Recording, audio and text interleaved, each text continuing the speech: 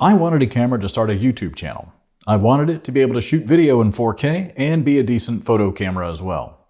I knew very little about photography, but after much research, I chose the Alpha 6400 by Sony, and I've been using it for about 6 months. Is it what I had hoped for? Was it easy to learn and easy to use? Let's find out as we try to simply answer the question, is it good?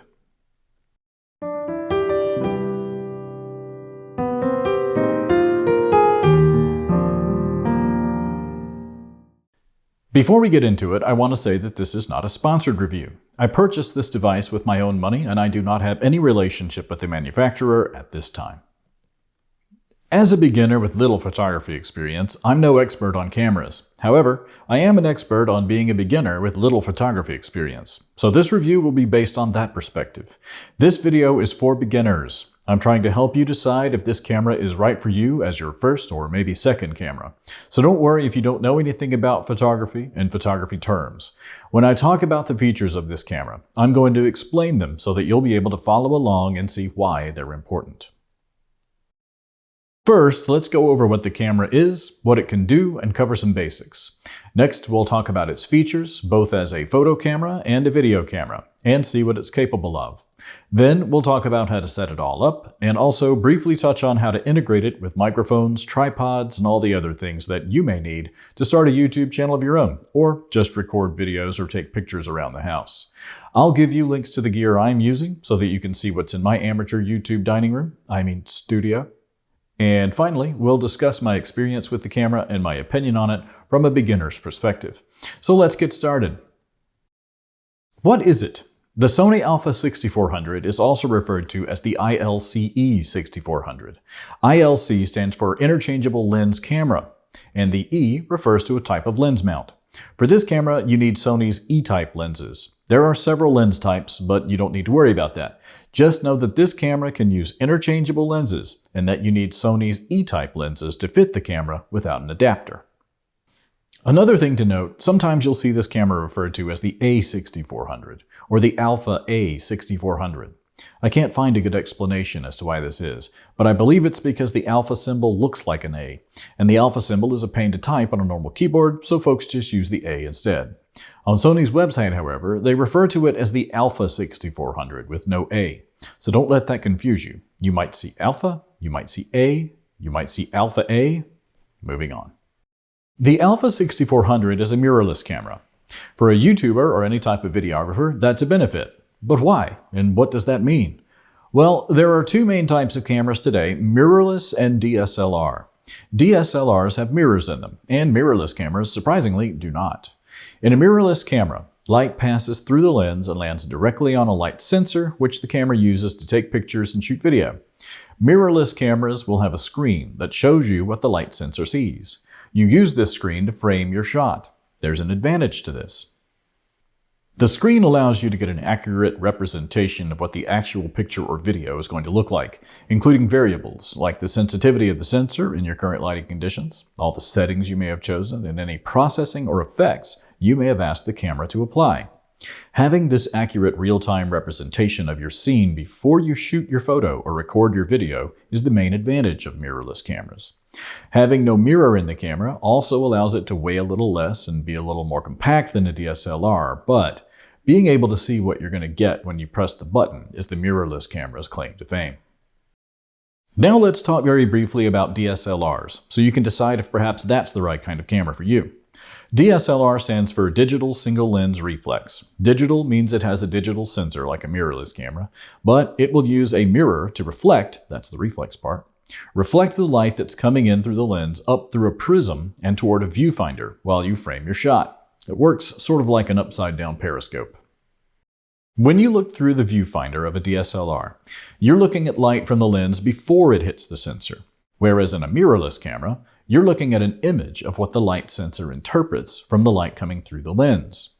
With a DSLR, you're not 100% sure that what you see through the viewfinder is what you're going to get on your photographs, as you don't always know exactly how the light you're seeing through the viewfinder is going to be interpreted by the light sensor. When you push the button to take a picture, the mirror moves out of the way so that the light from the lens lands directly on the sensor like in a mirrorless camera. Speaking of still photography, let's now talk about the Alpha 6400's photo features. As you might expect, it has the ability to shoot single shots or continuous shots one after the other in rapid succession if you hold the shooting button down. Sony calls these burst shots. It has a built-in timer, which is useful for portrait photography, and while using the timer, it can shoot single shots or multiple shots, which is handy, as it improves your chances of capturing a shot with everyone's eyes open. It can also shoot time-lapse, which is a recent and highly requested addition to Sony cameras. It saves all these shots in JPEG or RAW format, or both. JPEG you're probably familiar with, and we'll discuss RAW format images a little later. But briefly, RAW is a format that more serious photographers will enjoy, as it allows more flexibility in editing. The Alpha 6400 has several shooting modes, which are accessed from a mode selector wheel. If you're coming from point-and-shoot or cell phone photography, some of these modes might be a little confusing. But don't let that intimidate you, they're actually quite simple. While I'm not going to cover each of these modes in depth, I am going to point out a couple of them which are beginner-friendly. One is called Auto Mode. It's fully automatic and is a great choice for beginners. There's also Program Auto, which allows you to make some changes while the camera handles the rest of the decisions by choosing optimal settings to complement the ones you've selected. The more advanced shooting modes are Aperture Priority, Shutter Priority, and Manual Exposure Mode. In order to properly use these modes, you need to understand them, and explaining them is beyond the scope of a beginner's video. But with a little research, you can find out what they do. Then there's Memory Recall, which allows you to configure custom groups of settings and then quickly recall them from memory, and Movie Mode for shooting video. There's also a Slow Motion and Quick Motion Movie Mode, Sweep Panorama Mode, and finally Scene Mode, which we will now discuss in more detail. Scene mode is especially relevant for the beginning photographer. The scenes you can choose are like those you're probably familiar with from cell phone photography. Scenes like portrait, sports, macro, and landscape are probably familiar and do what you expect. But there are also other interesting scenes like sunset, which is for taking pictures of birds. Wait, nope. I'm being told it's for taking pictures of sunsets. There are also 3 modes for taking pictures at night. First is Night Scene Mode, which is for shooting nighttime shots from a tripod. Then there's Handheld Twilight, which is for brightening up night shots taken without a tripod to try to make them look more like daytime shots. This one works by taking multiple shots and then adding them together to create a composite image that is much brighter than the actual lighting conditions. It works surprisingly well. The last night mode is very interesting. It's called Night Portrait Mode, and it's for taking portrait pictures of people at night, in which the person is lit by a flash, but the background is not lit by the flash. It works by taking multiple shots and building a composite image. First, it fires the camera's built-in flash to take a picture of the person. Then it takes a slow shutter or longer exposure picture of the background to capture the nighttime details while keeping the background dark. Very cool. The last scene is useful, but not as interesting. Anti-motion blur mode is for reducing motion blur on poorly lit objects or distant objects captured through a telephoto lens. A nice addition. Now, for a beginner such as myself, this huge number of settings and modes sounds intimidating, and it is. But remember that all this is optional, and the good news is you're not required to learn this stuff in order to use the camera. Simply put it in automatic mode for great shots with no fuss. Or you can enable one of my favorite features, which is Intelligent Automatic Mode. This is auto mode with a twist. The camera tries to detect what you're taking pictures of, or specifically, what kind of scene you're taking pictures of, and it will automatically enable one of the scenes from the list we just talked about. This allows you to use the camera simply and take advantage of its advanced features. While you can learn as much as you want to about these advanced features, being able to have the camera automatically apply them is a great help for the amateur photographer. So, if you're a beginning photographer, don't be scared off by all the tech talk and try not to be blinded by science when I or anyone else describes all the things the camera can do. A lot of what it can do automatically. Okay, so that was an overview of photography with the 6400. But what about videography? The Alpha 6400 can shoot video in a few different formats and quality levels, and we're going to talk about the most impressive 2 of them. They are 4K at 30p or HD at 120p. Let's quickly break down what this means. The 4K and HD part are the image size or resolution.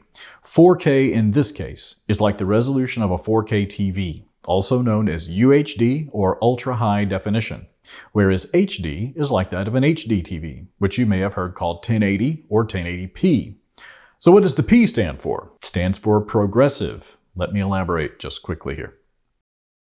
In 4K 30p or HD 120p, the 30 and 120 is a reference to the frame rate. It means 30 or 120 frames per second. The P stands for progressive. Progressive means that each frame refreshes the entire screen at every frame change. So if you're shooting at 30p, the 30 part means you're refreshing the screen 30 times a second. The P for progressive means you're refreshing the entire screen each time.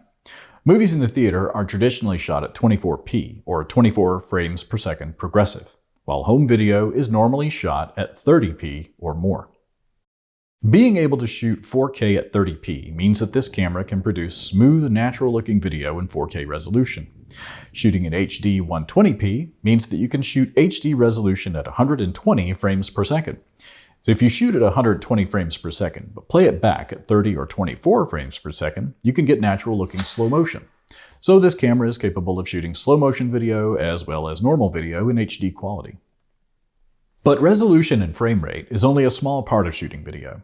This camera also has good low light capability, high memory card capacity, and what I consider to be the most important bit, it has no record limit. Now, what is a record limit? And is that as awful as it sounds? Well, on most cameras, even from Sony, you can't record a video that's longer than 30 minutes. You have to stop your recording or the recording will stop automatically. Then you must start it again. You would then edit those 30-minute videos together to form longer segments. But not with the Alpha 6400. It can shoot 4K or HD continuously with no need to stop and without overheating. While we're on the subject of continuous video recording, what's the battery life like? AlphaShooters.com did a worst-case scenario test, which was continuous recording at 4K outdoors with the screen on. The camera recorded for an hour and 20 minutes before the battery died. It did not overheat, and it did not stop recording until it was out of power. I did my own indoor test, recording in low light at 4K 30p with the screen on at the lowest brightness, and I got 1 hour and 40 minutes of record time before the battery died, with no overheating. What is an issue, albeit a slight one, is that the camera only comes with one battery and no battery charger. Without a charger, you have to charge the battery in the camera by plugging it into USB, which is not ideal. I recommend one or more spare batteries and a charger if you're taking your camera into the world for extended shoots. If you're going to be shooting from a tripod like I do, Sony sells a power adapter that plugs into the wall. You might want to check that out as it allows unlimited filming from a tripod without batteries. I use it and it works very well. Now let's talk about setting up and using the camera, starting with setup. There are basically 3 things you can set up: the camera, your computer, and your smartphone. You can get by with only setting up the camera, but there is software provided by Sony which I recommend you install on your computer to make it easier to save your pictures and videos. There's also a smartphone app that adds loads of convenience to the filming or picture taking process, especially if you're trying to film or take pictures of yourself. About setting up the camera.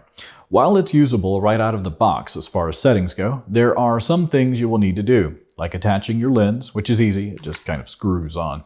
You'll also need to insert and charge the battery and choose your shooting mode. If you're a beginner, you would probably want to choose either auto or movie. In movie mode, by default, the camera shoots in HD at 60p, and you remember what that means.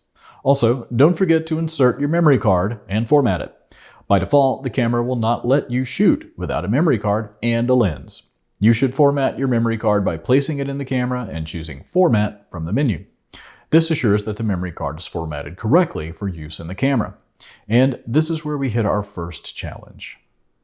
The menu structure on this camera is complex and not very friendly, especially for beginners. There are 36 menu pages spread over 6 menu categories, and each page has up to 6 settings. Some of the settings themselves open submenus. It looks visually complicated, but don't be intimidated by it. As an amateur, you'll probably not use most of the settings. And even as a more experienced photographer, you'll probably never use all of them. Now, obviously, having all these customizable settings is great, and it gives the camera a lot of flexibility. Don't think that you as the user are required to make your own selection on every setting, on every menu. As I said earlier, the camera is pretty much ready to go right out of the box. It shoots great pictures and videos using just the default settings and automatic mode. Before we move on from the menus, we should note that one of these menus is customizable. It's called My Menu, and as you can imagine from the name, you can use it to create a set of shortcuts to your favorite 30 settings. Yes, 30. As you grow in your experience with the camera, you may decide to take advantage of the many features that it offers, and you may end up with 30 favorite settings, but not without some research. While the camera has a built-in help system, it doesn't explain things in beginner's terms. The help system assumes that you already have a basic understanding of photography terms and theory. So, if you don't know what the features are and why you would want to choose them, you will need some help to figure that out. Along with photography, perhaps YouTube and Google searches might become your new favorite hobby. Now let's talk about setting up the software on your computer.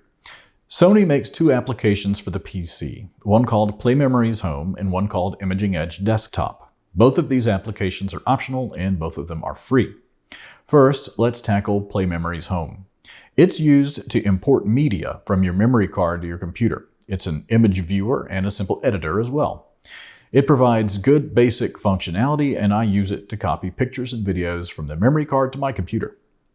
The second piece of software, Imaging Edge Desktop, is a lot like the camera itself in that it has a lot of functionality, some of which you'll probably never use.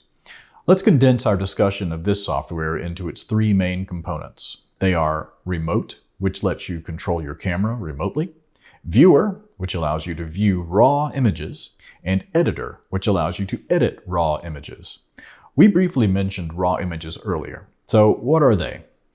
Without getting too deep into the weeds, raw images are more or less direct copies of the light sensor data that the camera captured when the shot was taken. Generally, professional photographers will use raw image formats to store their images before they edit them in Photoshop or whatever software they're using to create the images we see. Raw images can't be viewed natively with the Windows PC operating system, so Imaging Edge Desktop's viewer gives you that ability if you're a Windows user. Apple's Mac OS can view raw images natively. One final thing to note about raw images is that they aren't used very much outside of photography circles. You wouldn't send your grandma a bunch of raw images on a thumb drive, for instance. I like to think of raw images like master tracks in a music recording studio. They're a key part of the creative process, but they're not for public consumption. Do recall that earlier I told you that when you take a picture, the camera can save it as RAW, JPEG, or both. And if you're not going to edit your pics, you may as well just save them as JPEGs, as they will be a lot smaller and easier to deal with. Now, back to Imaging Edge Desktop.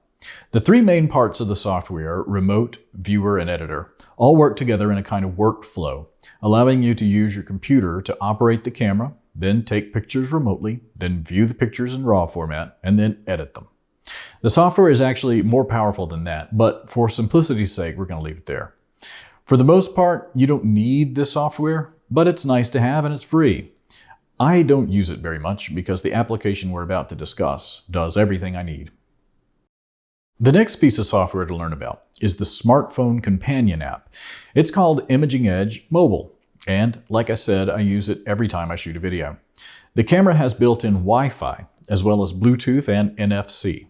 And Imaging Edge Mobile uses the camera's Wi-Fi to allow you to control the camera remotely. This is extremely convenient. This feature alone makes Imaging Edge Mobile worth an install. It allows you to use your phone to see what the camera sees, adjust the focus if you need to, and snap pictures or start video recordings remotely. For a YouTuber or vlogger, it's a handy way to get an idea of what your shot's going to look like before you begin recording. Without it, you would need to walk back and forth to your camera, or you could spend hundreds of dollars on a remote monitor if you wanted to line up your shot and start your recording from a distance. While we're on the subject of framing your shot, let's talk about the camera's most celebrated feature, the flip-up screen. The Alpha 6400 has a screen built into the back that you use to operate the camera. The screen is on a hinge that allows it to flip up over the top of the camera and face forward toward the lens. If you're using this camera to record a video of yourself, you can see yourself on the screen when it's flipped up. For vloggers, especially those who shoot video while on the move, this makes operating the camera while being in front of the lens extremely easy. The hinge that holds the screen is very sturdy, and it doesn't rattle or wobble in the up position, which is great because you don't want that kind of noise on your videos. It is easy to get fingerprints on the screen while you're flipping it up, but it's a touch screen, so one would expect there to be fingerprints on it anyway. Something to note, while the screen is flipped up, it can be obscured by accessories like lights or microphones that attach to the top of the camera. You can fix this problem with a hot shoe relocation accessory, which is cheap and easy to use. Or you could go with a more flexible option like a full camera cage, which allows you to add additional accessories virtually anywhere you want. I chose the cage option as it seems to be the most flexible and it has helped me out of a jam more than once. Now that we're talking about filming, especially vlog-style filming of people, let's talk about autofocus. It's very important to keep your subjects in focus, and this camera's autofocus is exceptional. It's extremely fast, extremely accurate, it works well in low light, and it has a feature that's especially helpful for vloggers and YouTubers called Smart Subject Tracking. This allows you to register your face in the camera, and when you're on the scene, the camera will focus on you, so that your face stays in focus if you're moving around or if the camera is moving around, even if there are other faces in the frame. If you're trying to focus on a person who's not registered, there will be boxes around the faces of other people in the frame that you can touch to focus on that person. Now let's talk about sound. The Alpha 6400 has a built-in stereo microphone, which might be fine for some recordings, but they won't sound great. Not surprisingly, it also supports external microphones. It uses microphones with a standard 3.5mm plug called a TRS plug, which looks like this. You can pick up a variety of TRS mics online or at camera stores or electronic stores. I like this mic from Rode, and I'll link to it below for those who are interested. To help with your audio recordings, the camera can display the audio levels in stereo on the screen while you're filming, so that you can make sure your subject is being heard without overloading your mics. It also has wind noise reduction, but that only works with the built-in microphone. In summary, it has a good range of audio options for beginners, but more advanced users will probably want to use an external audio recorder. I record my audio through the camera with the Rode mic that I mentioned earlier. The last thing for us to cover is design, usability, exterior features, and feel. The design is good. The ergonomics have been refined by Sony over many years of producing cameras. The camera is a bit small for larger hands. If this is a problem for you, you can fix it with accessories including larger grips or camera cages. The only issue I personally have with the design is that it has dangling metal loops for a strap on either side. And when you shake the camera, you can hear these loops rattling. The sound is going to come through on your audio recordings if you're using the built-in mic or a shotgun mic connected to the camera. You could put something on the loops to prevent them from rattling, like maybe string or small rubber O-rings. I generally don't film while moving, so I haven't had to deal with this issue myself, but it does happen, so be aware. The camera's usability is also good. All the controls are reachable, and if you're not using the eyepiece, you'll be able to look at the controls while you're shooting. This is useful while you're learning to use the camera, as you won't be fumbling for controls while you're trying to line up your shot, like you might be if you had your eye pressed against the eyepiece. And yes, even though this camera is mirrorless, it does have an eyepiece for folks who are used to that. How does it have one, since it doesn't have a mirror and a prism to redirect the light? Well, the eyepiece is actually a tiny OLED screen under a lens, and it looks just like the eyepiece on a DSLR. There's an infrared sensor next to the eyepiece that detects when you've pressed your face against the camera, so it can turn off the touchscreen to prevent you from activating it with your nose. For exterior features, the camera has rubberized grips, dedicated buttons for the features you want constant access to, 8 customizable controls that you can program to perform quick functions that you pick from a list, and a built-in flash, and one powered mounting point or hot shoe that can provide electrical power to whatever accessories you might mount there, like a larger flash. It has an exterior door on the bottom where the battery and memory card goes, and another door on the left where you can plug in USB, HDMI, and microphones. If you keep your camera on a tripod, then the memory card is difficult to access. It's awkwardly placed near the hinge of the door that covers it. If you have larger hands, it may be a hassle for you to reach it. My hands are not that large, and even I have occasional problems retrieving the memory card when I have the camera mounted on a tripod. The camera body is weather sealed against dust and moisture, and if you have a weather sealed lens, you can use the camera in the rain. I would recommend a camera cover for working in the rain, however, as they're inexpensive, like $5, and they can provide improved protection for your expensive camera. Lastly, the feel of the camera is one of quality. It feels light and compact but not flimsy. It feels like a purposefully designed piece of equipment, with tight controls and a nice clickiness on the buttons and wheels. It has tight fittings with no rattles except for those strap loops, and no case flex. Overall, it exudes a feeling of quality. For those who are familiar with Sony cameras, you'll probably recognize it. If you've never experienced it, you may want to pick one up and handle it the next time you see it on display somewhere. It doesn't feel cheap, and I wasn't disappointed. Okay, all that's great, but everything has drawbacks, so what are the drawbacks of the camera? Well, let's go through them, starting with the menus. They're difficult to navigate and difficult to understand for a beginner. And annoyingly, although this camera has a touchscreen, you can't use it to interact with the menu. You have to use a four-way directional pad, which is counterintuitive and may be frustrating to some users, especially those coming from cell phone photography. Speaking of the screen, while it's touch-enabled and nice and bright, when it's flipped up, it will be obscured by anything you have in the hot shoe on the top of the camera. It's even obscured by the camera's own built-in flash. While you can easily get around that with camera cages and adapters, it's still something to be aware of. But that's nitpicking. The biggest complaint I see about this camera is that it lacks a feature called in-body image stabilization, or IBIS. Image stabilization cancels the shaky effect that you see when you move the camera around. In-body means it's built in to the camera. If you're shooting photos through a telephoto lens or using slow shutter speeds, like you might be doing in low light, for instance, it's especially important to have some sort of image stabilization. To make up for the lack of in-body image stabilization, there is image stabilization built into some lenses. Surprisingly, it doesn't really seem to make those lenses much more expensive. But keep in mind that not all lenses have the feature. Opinions on this lack of IBIS are mixed. I've seen some reviewers that say that the lack of IBIS is no big deal. Others say that it makes the camera unusable. Certainly the truth is somewhere in between. You can use image-stabilized lenses or shoot from a tripod. You could use a gimbal or lots of other solutions. And if you're on the fence about whether the lack of IBIS is a deal breaker, I suggest you do some additional research before making up your mind. Here's a video I shot while hiking using an image-stabilized lens that came with the camera. As you can see, if you are stationary, then the in-lens stabilization is adequate. But if you're moving, you will see the shaky effect. The last thing to be aware of is an issue called the rolling shutter effect, also known as the jello effect. This is more of an issue with video than photography. To explain it simply, when objects with vertical lines move across the frame while you're filming, these objects will appear slanted instead of straight.